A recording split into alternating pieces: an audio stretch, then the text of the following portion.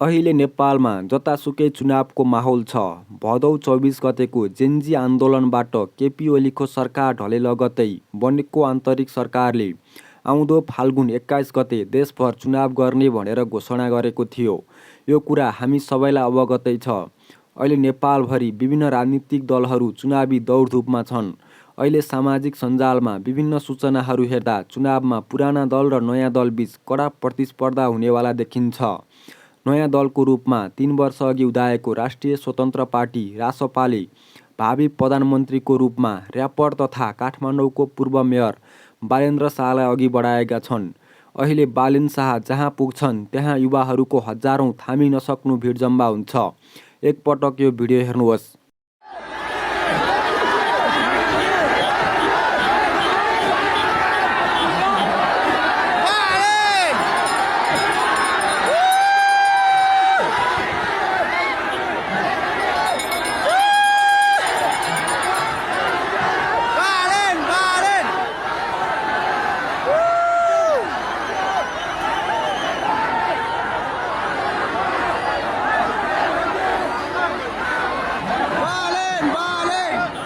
धेरैले सामाजिक सञ्जालमा बालेन शाहलाई गजडी, लुफिसर, जेन्जी उचालेर मार्ने हत्यारा आदि इत्यादि भनेर गाली गरेको पनि देख्न सकिन्छ।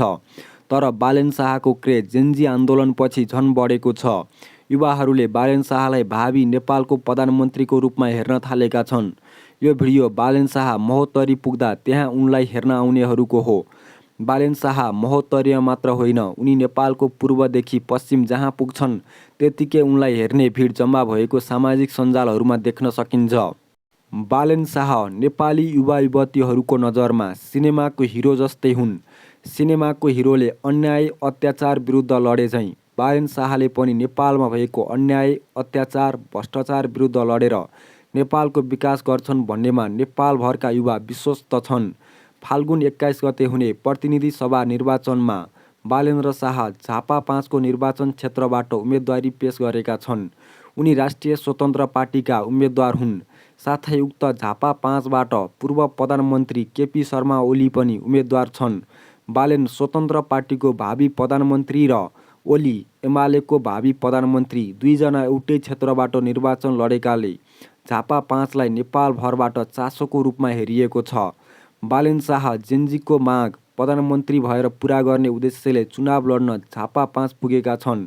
मलाई पूर्ण विश्वास छ झापा 5 का जनताले बालेन शाहलाई माया गरेर अत्याधिक बहुमतले विजय अवश्य गराउने छन्।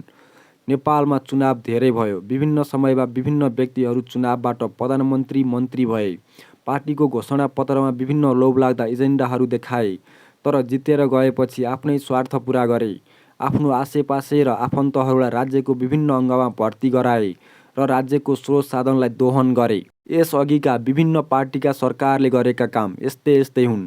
यस्तै काम नेपालभरि अति भएपछि जेन्जी आन्दोलन भयो, जसले 2 दिनमा भ्रष्ट सरकारलाई भाग्न बाध्य गरायो।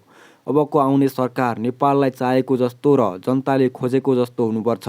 त्यसैले हामीले मतदान गर्दा राम्रो व्यक्तिलाई मतदान गरौँ र राम्रो सरकार बनाउन अलिकति भए तापनि सपोर्ट गरौँ।